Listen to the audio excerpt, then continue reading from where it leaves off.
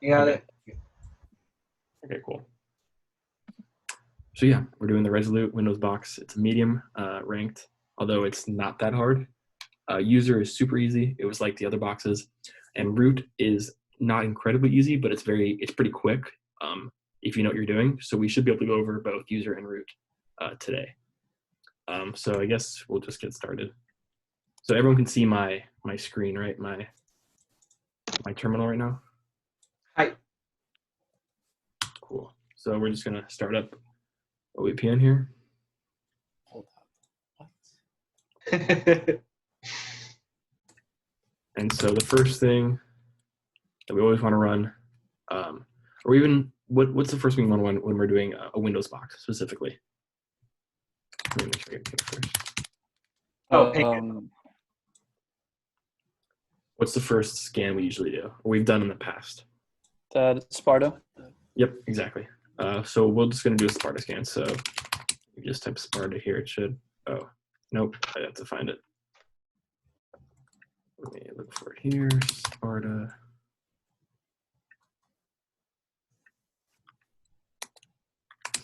Ah, it works. Cool. What's the IP? 10.10.10.169. Thanks.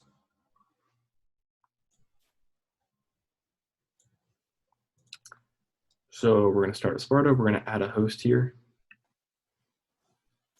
The range is just going to be a single IP, so 10.10.10.169. We're going to keep everything else here default and do submit. And it should start running its scans on it.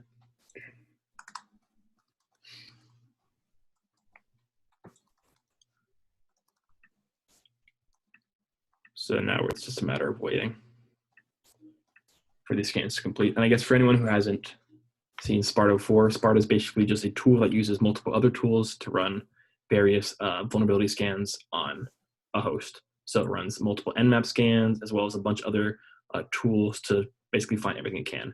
SMB client is another tool that it uses. The web vulnerability one that I forgot the name starts with an N. Nessus is what I think is what it was. But yeah, it just runs a bunch of different tools against a host and displays it in a nice sort of neat fashion.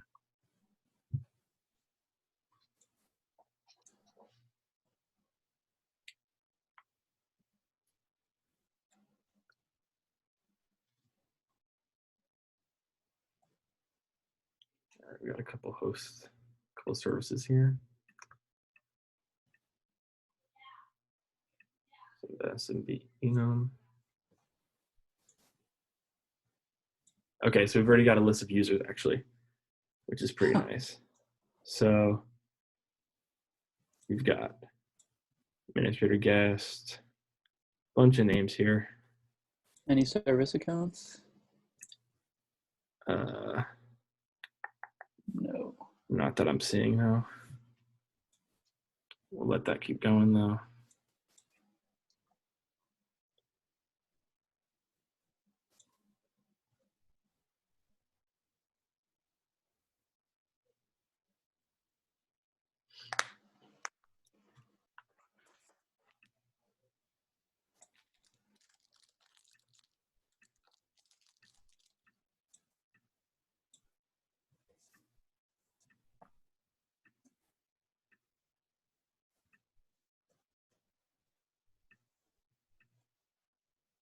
What's the average time for the scan to run for? It usually takes I guess it depends on your speed, but like anywhere from like 5 to 15 minutes. It all depends on sort of your connection to the host.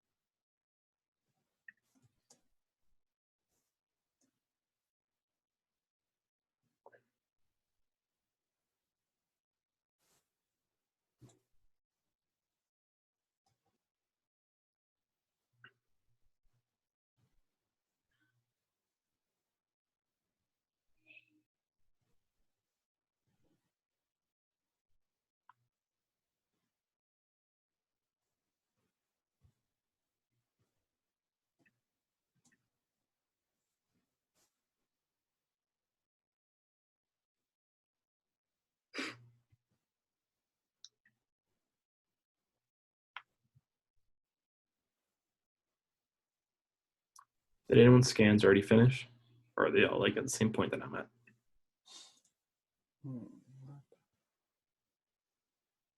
Would it be useful to maybe put the usernames in like a file or no? Yeah, actually would be. So I already have mine in a file. But yeah, you guys can put yours in a file. I have mine in a file. It just looks like,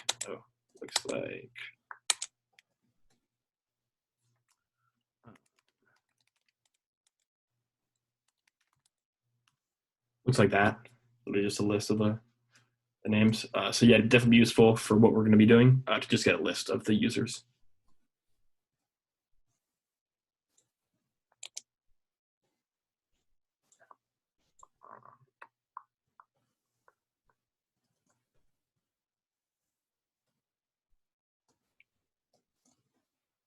Still going.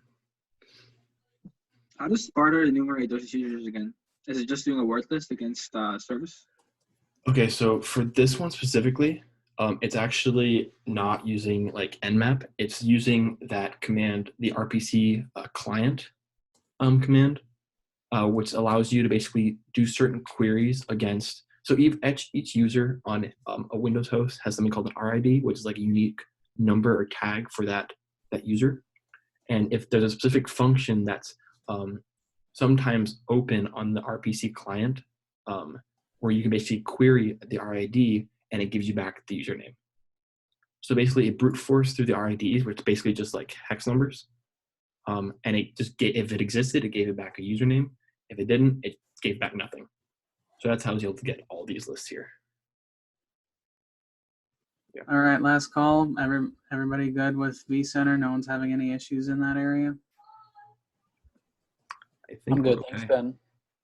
Thank you, Ben. Okay. Have a good meeting, everybody.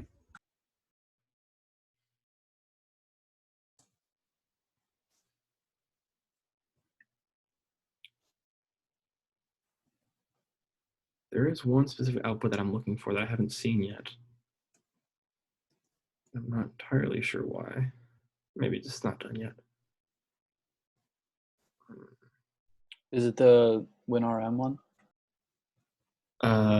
I don't think it's the winner. I thought it was in the SMB enum. Maybe I'm wrong. I just said it's finished with everything though, but I don't see what I'm looking for. Let me see if I can pull up my old scan here.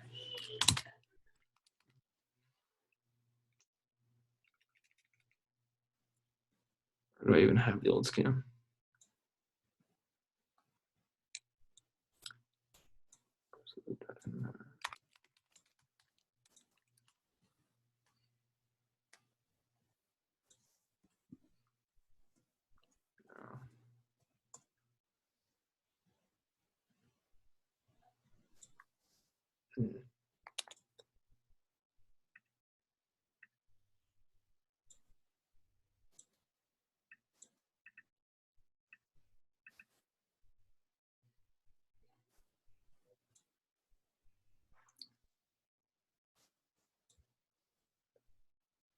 March 27th.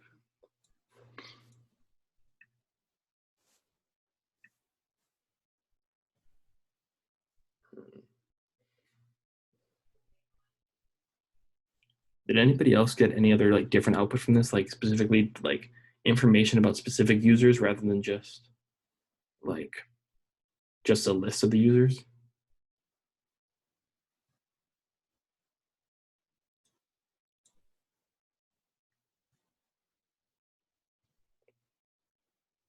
Mine's still scanning. I'm still scanning for the Nikito, I think it is. Oh, Nikto? Nikto, yeah. Yes. Okay. What are you looking for? Do you remember? Yeah, I know exactly what it is. I have it in my notes here, but I don't want to like just say, oh, I found this when it's not There. even showing up in the scan.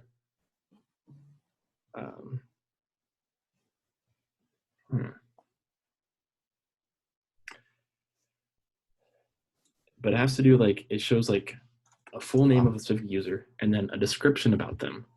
and then certain flags that are set for it. And I have that. You have that. Okay. Yeah, it says Um, like Megabank, Abigail, normal user account flag, and then it's admin Okay. with Yep. flags. Yep. Okay. Is That's that in just the for one SMB user? enum. Which one? The first or the second one for you? First one before the list of Before- users. It's like towards the top. Yeah, you see, I think mine got an error here. I think is it like happen here? Trying protocol 1.3.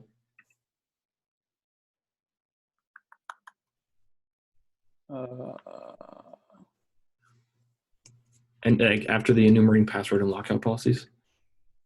I'm looking. It's after that, but there's another thing. It says port state service, and it says host script results. I don't know. Okay, yeah. So mine failed for some reason. I'll try to run it again. Yeah, and then it's before enumerating users. I could. Do you want me to share? Yeah, share your screen just so we can see it.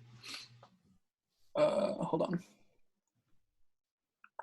Where? Okay. I might have to give you the ability to. Let me see.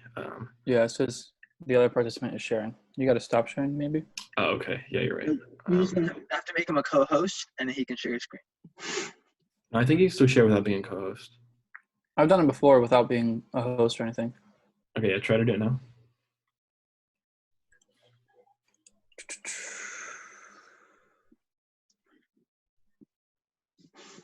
You see it right here? Yeah, I can see it now. Okay, awesome. So you got it there. So cool. Scroll through that a bit.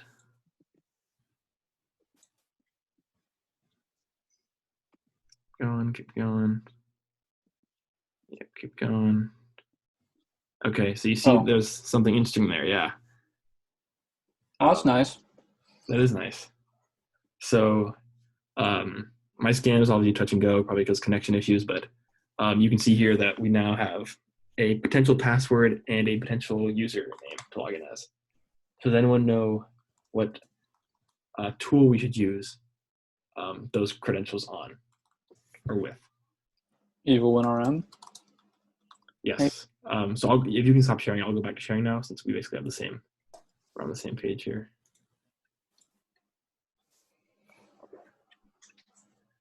Okay, cool. So. And that's because that one port is open, right? 5985? Yes, that the exactly. port, is it? What's the service again? Is it literally WinRM? It's literally WinRM. Okay. It's called Windows Remote Management, which is a tool that's usually used by like other services to like from other OSs to communicate with Windows and stuff like that. But we're now able to use it to actually get a shell on the computer. Cool. Because it's not properly secured. But what found that those usernames? Was it Nicto?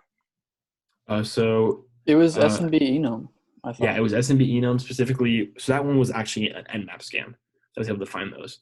So with SMB, you can leak a lot of information, and if you're not like super secure with it, then stuff like that about certain users, like descriptions and like flag policies and all that stuff, is not protected. Then it can be viewed publicly, which is what happened here. So yeah, let me see. So we will try even when our dash. What was the user? Marco with a K. Marco, and the password is welcome123. Is that an exclamation point? Yeah. The M was lowercase. I don't know if that matters. Oh, yeah, we'll do that just in case. Try that. I don't think there was an exclamation point, but I could be wrong. There is. I'm looking at it now. Yeah, there is. There is.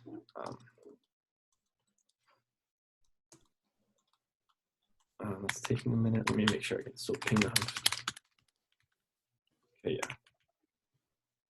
Try that again.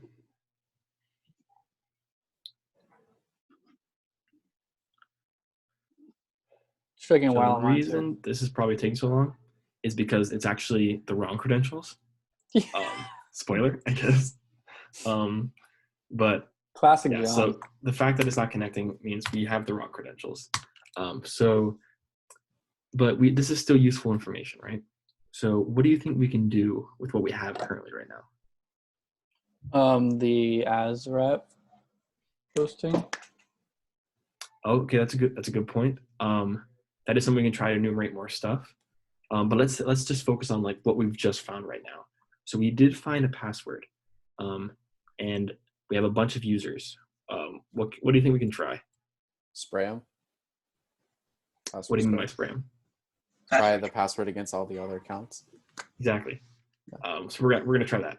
So if you guys made that user list, a list of users like I did here, if you haven't, I recommend doing that. Just make a list of all the users that you found in the SMB enum and throw them in here just like that. And we're basically going to try we're going to try to log in with Evil Winner M with each of these users. But we're not going to do it by hand because that would take literally forever. So I wrote a script, and you guys can just like, if you guys want to, just straight up copy it because I know not everyone's familiar with Bash. But it's just, this is what it looks, or I'll go to the top here. This is what it looked like. It's pretty short. It's basically reading in each line from my list of users and putting it in as the username for this command. And it's just going to keep trying it over and over and over. If anyone has any questions about like this bash script or why we're doing this, speak up now or say something in the chat.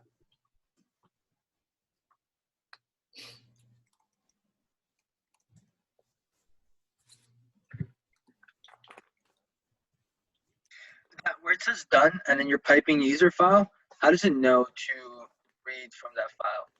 Is it because of that read at the top? Wow. Yep, it's because of the read -r line.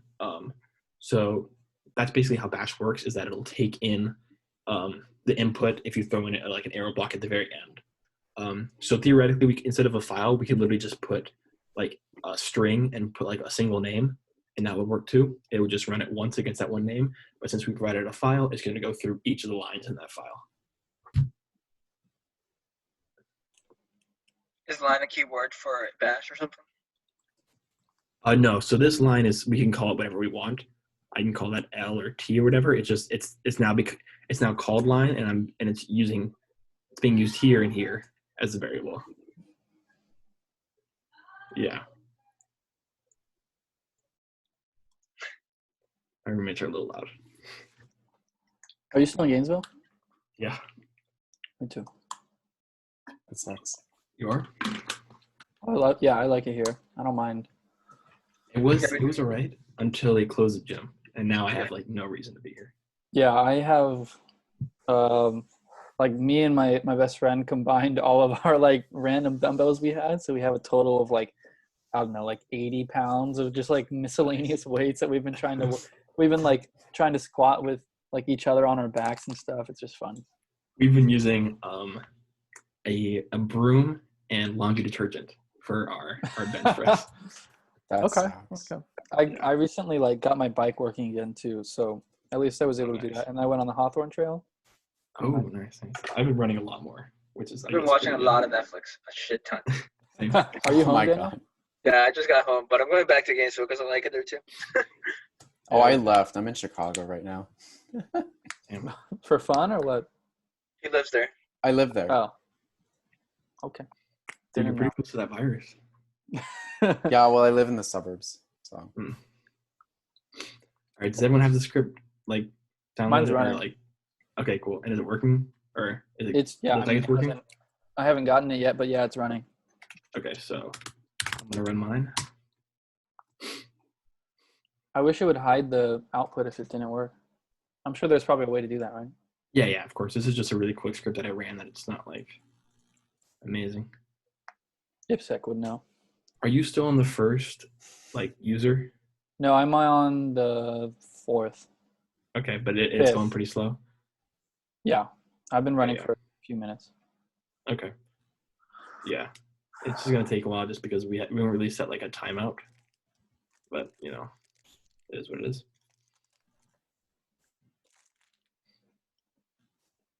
So where's that line variable set? That's what I'm still confused about. It's being set right here. But what is it equal to? It's equal to Read okay, TAC-R. Yeah, so read TAC-R is what it's doing here, is reading in the file here, right? And whatever's in this file, right, based off the delimiter, which is set here, is going to be stored in this variable here, which we called line. Oh, What do you- wait. So why do you not have to? I mean, I guess it's just a bash thing. Why don't you have to define the file at the beginning? It's just a bash thing. You just don't have to. Okay. Yeah, that's Yeah. right. I didn't think about that until now. Right. So this here is defining the delimiter that we're setting to for each what each variable is going to be. Is right? IFS an acronym? Yeah, I don't know what it's for. I forgot what it's That's for fine. though. That's fine. But if we set this equal to like a colon, for example, and then our file was like, let's say in our file we decided to make a list of users, but not separated by a new line, but separated by a colon. If we made it equal to a colon, then it would separate it based off that and work just as well.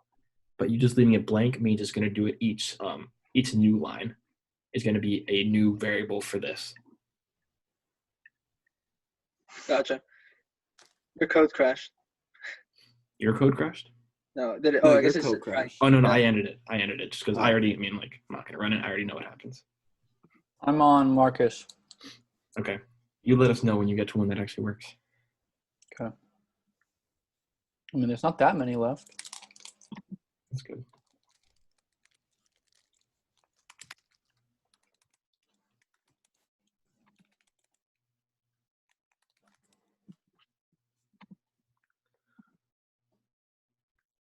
You have a list like mine, right, Brandon? Yeah, same order. As Okay, the you're at oh, Marcus? I'm on Sally. Oh, okay, this is going to take a fat minute because the user's like a bit towards the bottom, but it's Really? okay. Hey, I'm on Fred. Okay, it's getting there. But yeah, I guess while we're waiting, if anyone has any questions. I bet it's Claude. All right, place your bets now. It's got to be Claude. It's always a weird name. All right, we got Claude. Anyone else want to? I say the second to last guest. Simon? Simon? All right, anyone else? No more. No more? All right. No girl guesses, only guy names. Interesting. Simona.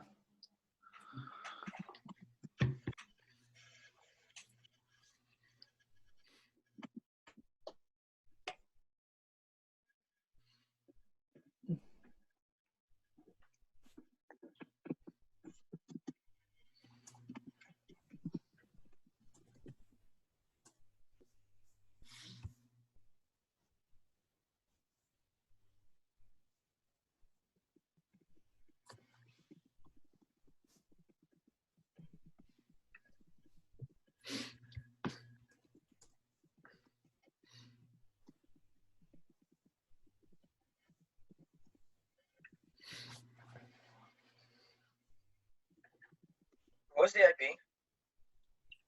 .169.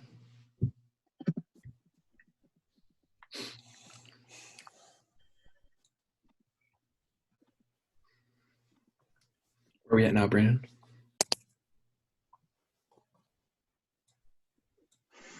Gustavo.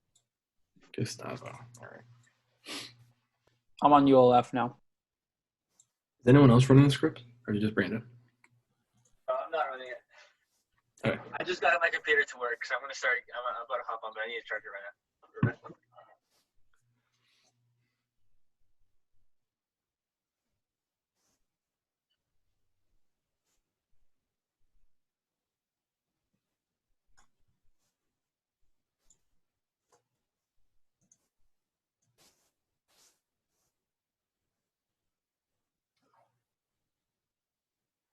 Oh, fuck me. What? No, I think Google is down. At least on my end. Because Google I is can't down? reach- Are you sure I about can't reach Google Forms, and I'm trying to do my fucking calc homework. Like Google.com is down. Like forms.google, docs.google, calendar.google. Let's go to google.com. No. Okay. Shit, let me get my phone. I'm Forms is up for me. data. Well, I mean, this man just say Google is down? maybe we're hitting different nodes. I don't know. Oh, it's RJ. That's nice. Fuck.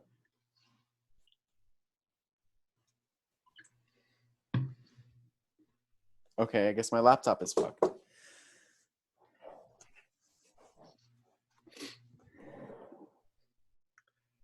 Who messaged me? Someone messaged me on LinkedIn. Oh, it's RJ. That's nice. Where are we at now, Brandon? Steve. Steve. All right, we're getting there. Final bets, anyone? I'm starting to think it's Melanie. Melanie, okay. Anyone else? Look at that little grin. No, I'm just grinning at all 100% of them. Melanie. No, it's not Melanie.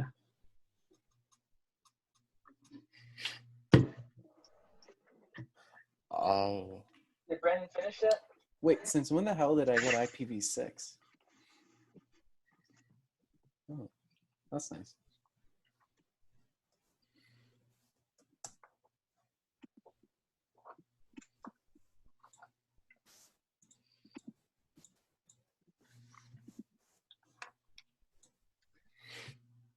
What's the command again for Evil Win RM?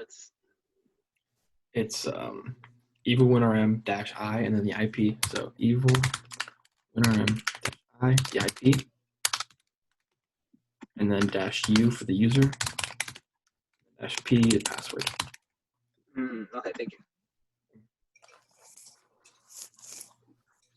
I'm just gonna try Simon. I'm just gonna get it because it's him. All right. It's a lot of faith you got there.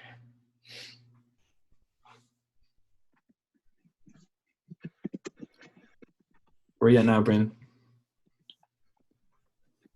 Claude. Claude. We're getting there. Getting there. Got it. No way. No, you didn't. I wish I should have just done the list in reverse. That's so What? annoying. Well, I mean, knowing what I told you, yeah, but like, You could have saved a lot of time, my friend. Just kidding. It's Zach. no. Fucking money. Seriously. Where are you at now, Brandon?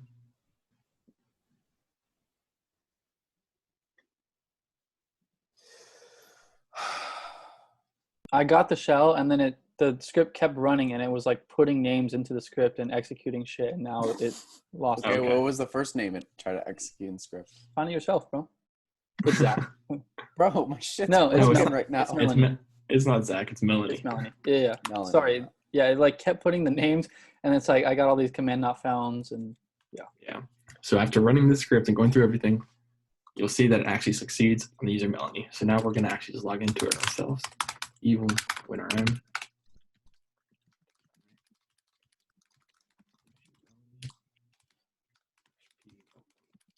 Three. And then we'll get a shell. So we're Melanie. win.bat. And now we have a user. So let's go check desktop first to make sure there's a flag in here. And you can see there is. So now we have a user flag. So any questions on? So like similar to all the other ones. Yeah. The Like you Windows just had ones? to know to try a bunch of the passwords. Mhm. When it comes to like getting user for Windows, there's like only a couple different ways you can go with it. So it's fairly Really? similar. It's only like getting the root stuff that like Because you it's can like the vary fourth completely. Windows box I've done now, and they've all been like this. Yeah. It's the root version that like where they can switch things up. Yeah, I bet. Um, Where you gotta like. which is what's gonna happen here, yeah. So yeah, did everyone any questions on how we got user? Anyone having any issues? If not, we're gonna continue on to root. Okay, cool. Please no bloodhound. No bloodhound in this one, thankfully. No bloodhound. It's true. So we're just gonna do some manual enumeration on this. That's worse. Well, it's not that bad. Just look around, see what we can find here. So nothing too interesting here. Let's see the other users that exist on this system. There's an administrator, there's a Melanie, there's a public, and there's a Ryan. Okay, that's interesting. We have another user named Ryan, and then an admin. Permission denied. We'll try to go into any of those. Nothing, right? Can't get into any of them. Nope. Obviously, can't get into administrator. Let's try to go to public. Nope, nothing there. Okay. Back out into here. Program files, we can go into perform. Probably won't have anything interesting, but nope, we don't have access to it. Windows is going to be way too big to look through, so we're not even going to do that.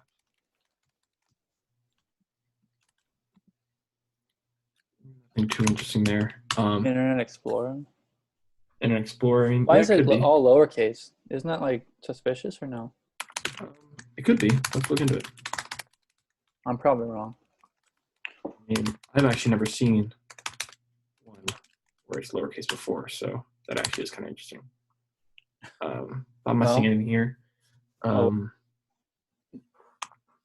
But there is something that this is just something that you would, I guess you wouldn't necessarily know before. I guess maybe you do. So just like how with Linux has hidden files, Windows can also have hidden files. With Linux though, just appending a dot in front of the name makes it hidden. With Windows, you have to like specifically make it hidden. I don't think putting a dot in front of it necessarily makes it hidden. You have to like force it to make it. Isn't it an attribute? Yeah, I think it's an attribute of it. So we're actually gonna look for hidden files as well to make sure we've gotten everything. And we'll just start from the C drive. So doing just ls like this just shows these few directories here. But to show the hidden files, we do ls-force. And you see we got a lot more stuff here. Wait, what did you do? Oh, -force. -force, because -force will show hidden files. Okay. You can see here the attribute they have here is H for hidden. Oh, that's a lot. Mm-hmm. So we can look through some of these now. So we'll go into recycle bin first.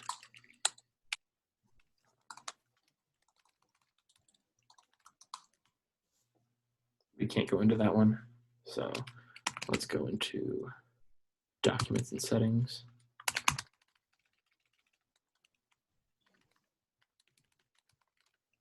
Just pull documents from. Oh, thank you.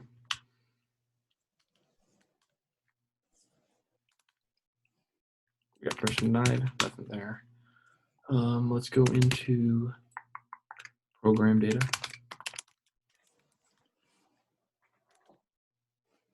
Okay, we got some stuff here. Let me just do -force now just to make sure we got everything. Okay. Program data could be interesting. A lot of stuff here. Let's just look at the other ones though to see if we get any other easier, quicker options. Let's go into PS transcripts.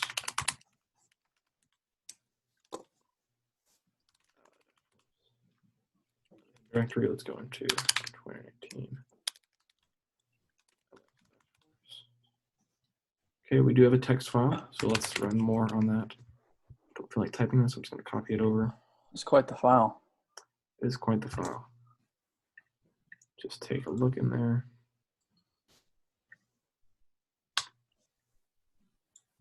Okay, so we get some information here, something. There was like usernames and stuff, it looked like. Yeah, we got user Ryan here. So this is obviously, this looks like some sort of log data for like PowerShell scripts. Specifically Ryan, and oh, look at that. We have a password from some backup script that was run. See if there's anything else interesting in here. A password again. So this is showing like commands that were run, obviously, at some point that use X, backups, Ryan, and then the password they provided. So we now have a potential password for the user Ryan, right? So let's go ahead and make sure we've copied that over. Let's edit that here, and let's try to log in with those credentials.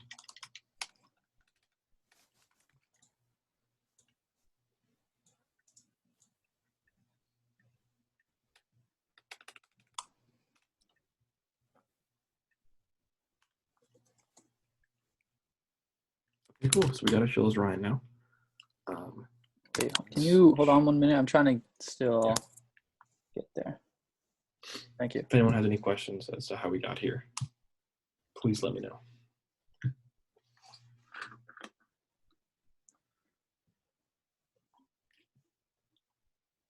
And so then are we done with this Evil 1RM shell? Yeah, so I started a new one and I logged in as Ryan this time. Okay.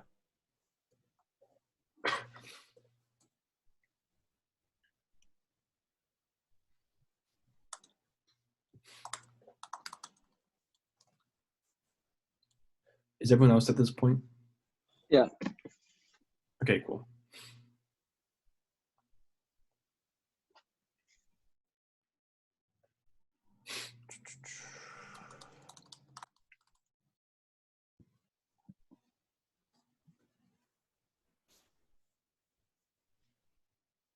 Okay, so if you have a shell as Ryan now, we're going to do a bit more reconnaissance here.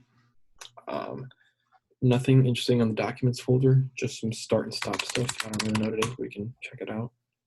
It's just has nothing in it. We'll go into desktop because maybe who knows, this is like sort of thing. You got a note here, okay. Let's do more on note.txt. Email to team. Due to change freeze, any system changes apart from those to the administrator account will be automatically reverted within 1 minute. Okay. So I guess just letting you know that any changes that you make to any of the accounts will be reverted after a minute, except for admin. So that's good to know. Let's see here.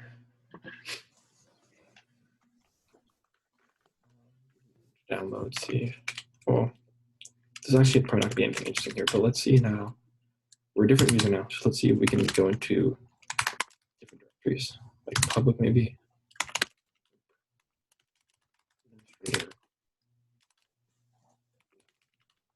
Okay, so we're just a different user now, but at face value, it doesn't seem like we have any special permissions. But we do, obviously.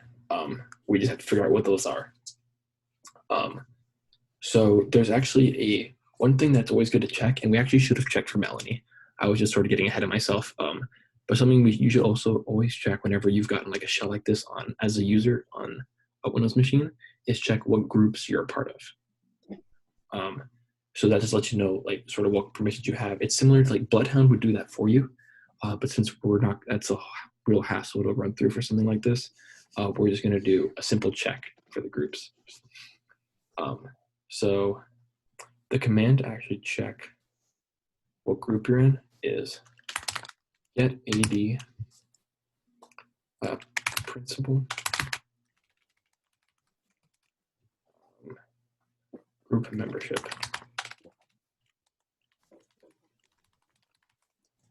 And then you put in the user that you're talking about, which is going to be Ryan. Hit enter. Okay, you can see here we're part of 2 groups. Domain users, which is expected, because that's probably the same for Melanie. So if we just check Melanie as well. Melanie is also part of domain users and also remote management users, but that's not important because almost most users are a part of remote management users. But back to Ryan.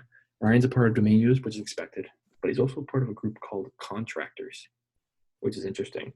Now, with this command, you don't just, you can check not only for users, but also for groups themselves. So we can check what groups the group contractors is in by just typing contractors.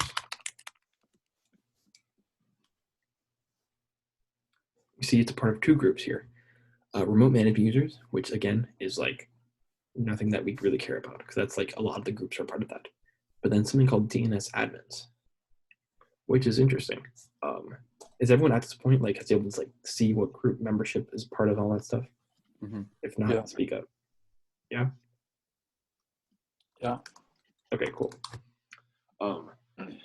So DNS admins is a specific group that is actually vulnerable to a form of privilege escalation, specifically DLL injection.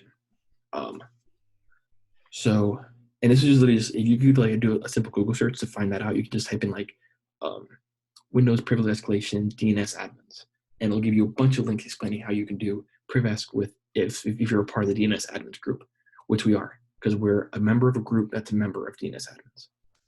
So we basically have the same permissions that does. So what DNS admins is just like what the name sounds like. It controls the DNS server specifically on this computer, right? And DNS is run as an administrator. So does anyone I guess not know what a DLL is? I don't. Okay, so it stands for Dynamically Linked Library, Oh. and it's just like it's literally just library functions that's for Windows.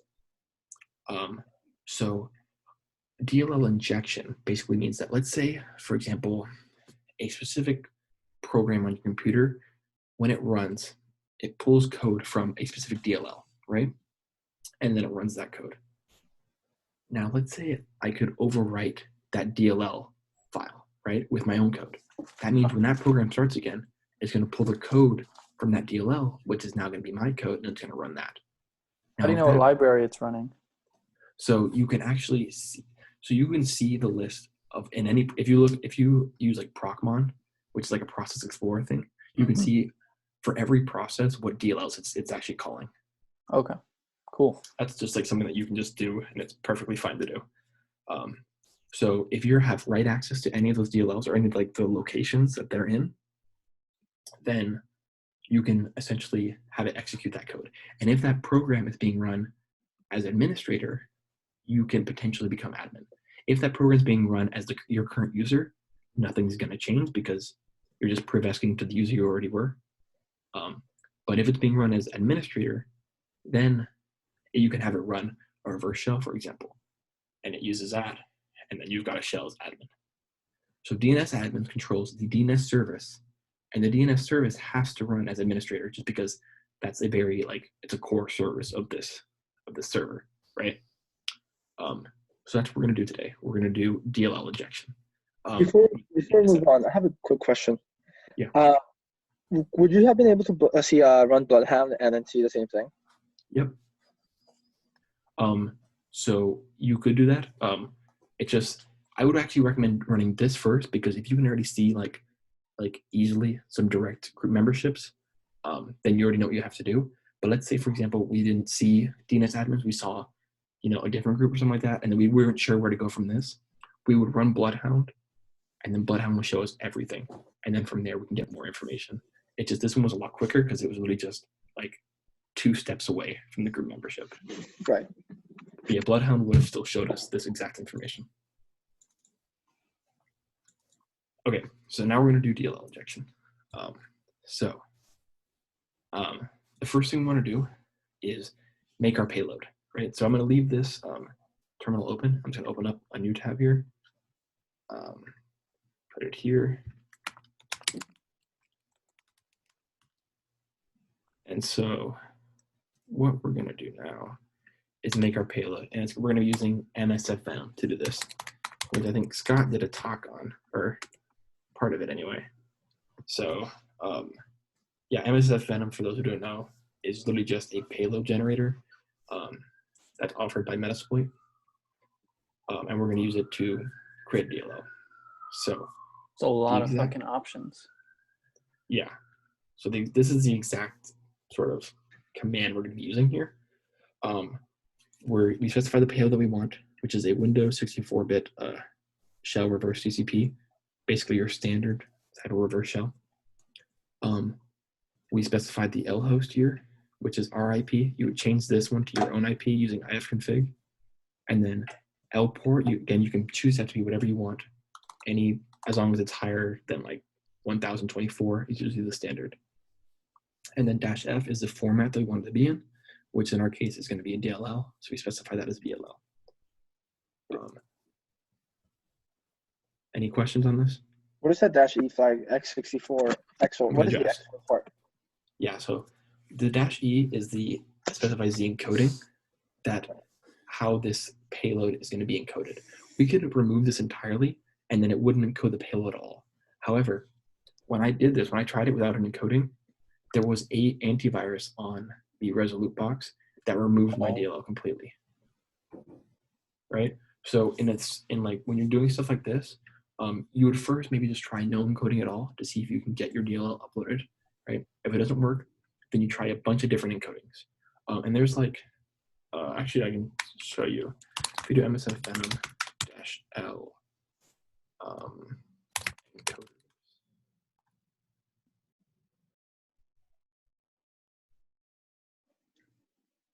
I think that's the command. How do you know what DLL to? Oh, I guess you don't know yet, right? Yeah. So look, these are the list of encoders that we can use. So there's a lot of options here. It's literally just not necessarily like try each one and see if it works. There's ones that you know you're not going to use because some are specific to Linux, others are specific to Windows. I was trying a few of these, and I ended up that the x64 XOR encoder was able to bypass the AV for this specific AV. Okay, I think I just got the payload. You Sense? said final size of DLL file 5120 bytes. Yeah, so I'll run it just to be safe, but make sure you're outputting it to. You can call the DLL what you want. I just called mine priv.dll. It took mine a while. Yeah, it can take a minute or two all the time. Wait, so what's the -p again? Sorry. -p is the payload. So just like with Oh, reverse shell. Okay, okay. yeah, with MFS console, you're just specifying the type of thing. So mine finished. So I'll do lsla to, or yeah, lsla priv. And there we go. It's now here. This many bytes. We're all good there. Has everyone gotten to this point? Were they able to make their payload?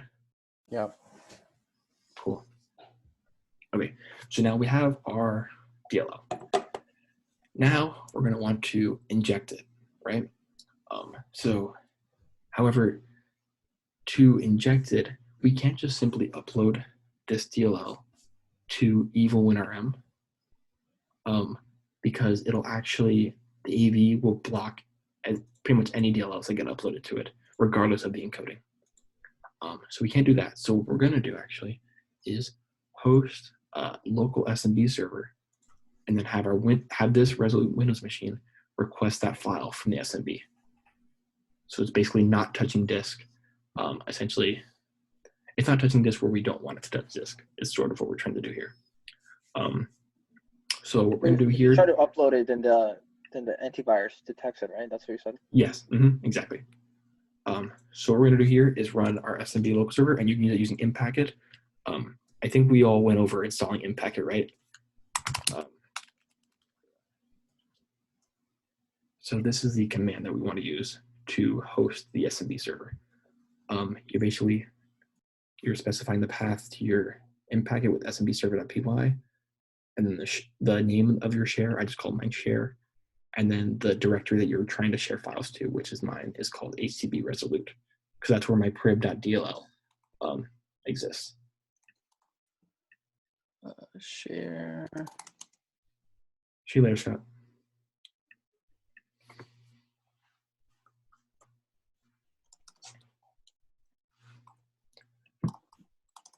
And then you just run that, and you should see something like that. So why do we have to use SMB server and not like, So I don't know, like a HTTP server? That's a good question. Actually, we might have been able to. I just know we might have been able to. Okay, that's fine. It's just easier, I think, to reference an SMB server in that way. Okay, I've just never used SMB server. That's why I was confused. Right. Yeah, we're basically running a local SMB server that we can now be connected to. So if you have this running now, and you get output like this, it's now waiting for connections and stuff like that. If we go back to our EvilWinRM shell, we can actually make sure test to make sure that we can see the share by doing net view and then your IP is 9.14.35, and you'll see that it did identify this share here. Cool. Yeah. Yeah. Why doesn't it say like the name or anything? It just says like null. What did you call your yours? share? Huh? What did you call your share? Just Same share? as you. And you didn't get this output here? Oh, I did. share- Sorry. Like, The yeah, share like, name is share. yeah, that confused me. Yeah, I had the same exact Yeah. thing. Okay, cool. So that's just a simple test to make sure that we can connect to it. So now what we want to do is we're going to start our reverse our netcat listener. We're just doing nc-lvmp, and then the port that you chose. Mine was 1338. Going to have that running in the back in another terminal. Okay, so we've got pretty much everything we need to get set up here. So now what we're going to do is we're now going to inject the DLL.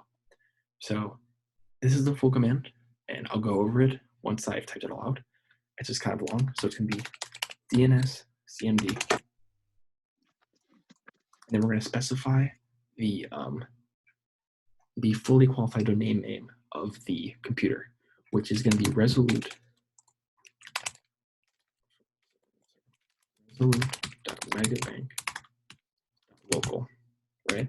So this is something you would see in just like in the Sparta outputs or the MMAT outputs. Like for example, if I go to, I ran an MS scan earlier, but if you can see here, I did a cat on that. You can see the fully qualified domain name is resolute.megabank.local.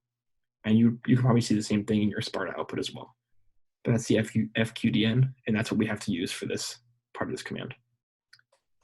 So DNSCMD resolute.megabank.local. Then we're going to do /config /server level plugin DLL. Right? And then we're going to do / and then RIP 10, or might be / actually. Sorry, let me check on that. Don't want to give you guys the wrong information. It is // Let me //10.10. And then mine is 14.35. Yours is whatever yours is. We're going to specify the name of our share, which I just called mine share, and the name of our DLL, which I just called crib.dll. You would change that to whatever you want, whatever yours was. Okay, so now what this command is doing, DNSCMD is exactly what it sounds like. It's a command line tool that you can use to manage DNS configurations. We now are specifying which DNS we're configuring, which in our case is which is the resolute.megabank.local DNS server. We want to do a config on it, so we're specifying the config flag, and then we're going to add what's called a plugin. So you guys know plugins are basically like, you know, features almost, or like extra things you can add on to a service. And so we're specifying that we want to specify a server level plugin DLL to be added, and then we specify the DLL that's being hosted on our SMB server. So everyone get to this point? Everyone, any questions about this command? No? Okay, cool. So now we're going to hit enter and run this command, and you should see output like this showing that it's successfully reset. We can go back to our shell here, and it's like but we won't get a shell just yet. Does anyone know why? Because we haven't run it. Yeah. Because we haven't what? We haven't run the like. Yes, exactly. And how would we make it run? Do an NS lookup maybe? That's okay. That's Something a that fair calls point. any kind of It's DNS. actually a lot simpler than that. Ping something maybe. No, much simpler. We just want to restart the DNS service. So we're just going to stop and start it. So to do that, back in the evil WinRM shell, sc.exe stop DNS, sc.exe start DNS. And we've restarted the service. We go back to our listener, and it didn't work. It's probably trial and error. We'd have to do it a couple times. Can you go back to the commands? Yeah. Let me know if that worked for you guys, though.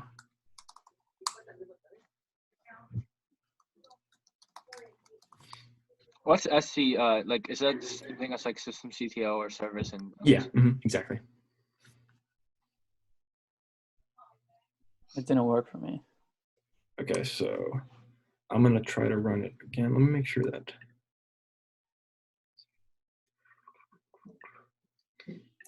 Um, 10.14.35. Let me just make sure. Okay, that's okay. And let me try to run the DNS command again. Okay.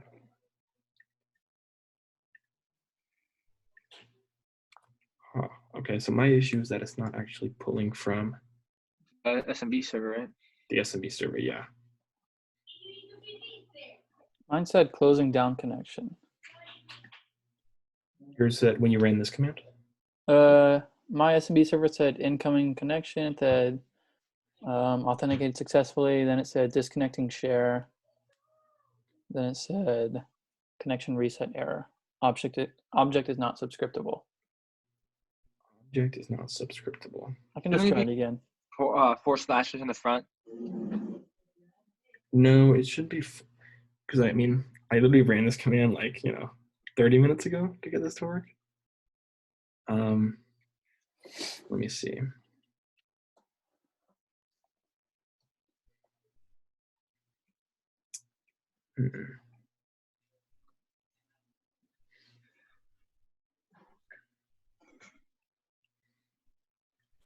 Server level plugin DLL. I spelled that all right. Config, spelled that right too. Resolute.megabit.local, I spelled that right. DNSCMD, spelled that right too.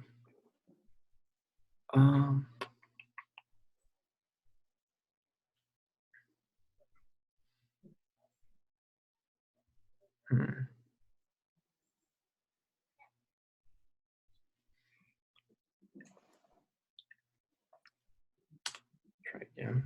See if we get a download on it this time. No. Huh.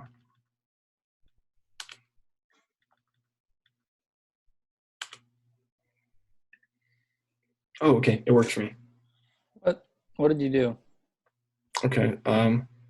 So yes. Okay. So now it worked this time. It's trial and error. Just try running it again. So I just restarted the in-packet thing. And yeah, restart the in-packet thing or the SMB server. DNSCMD thing? Or do I still have to? Yeah, retype that command and then also do the sc.exe stop DNS and start DNS. But yeah, so I now have who am I? I'm now NT authority. If I go into C/users,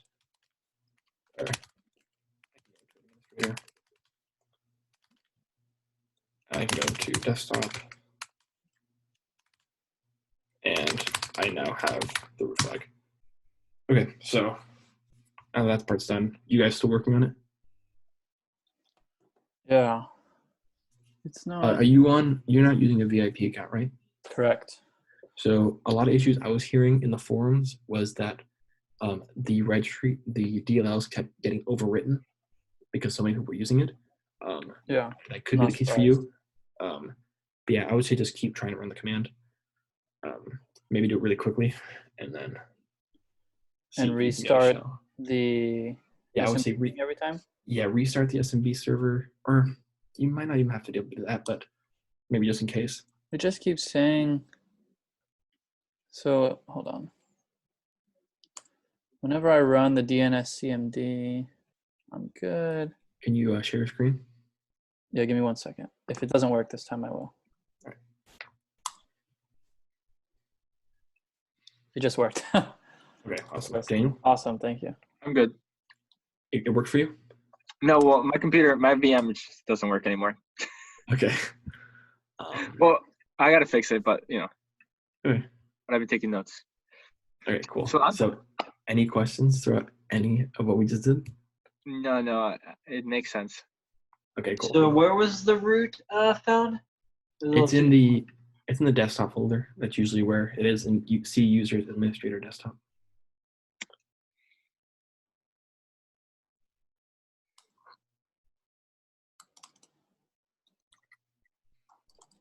Okay, so this is a pretty quick one. There. Yeah. Only You can probably stop the recording now. Yeah, thanks for watching, guys. How do I stop the recording? There's a recording.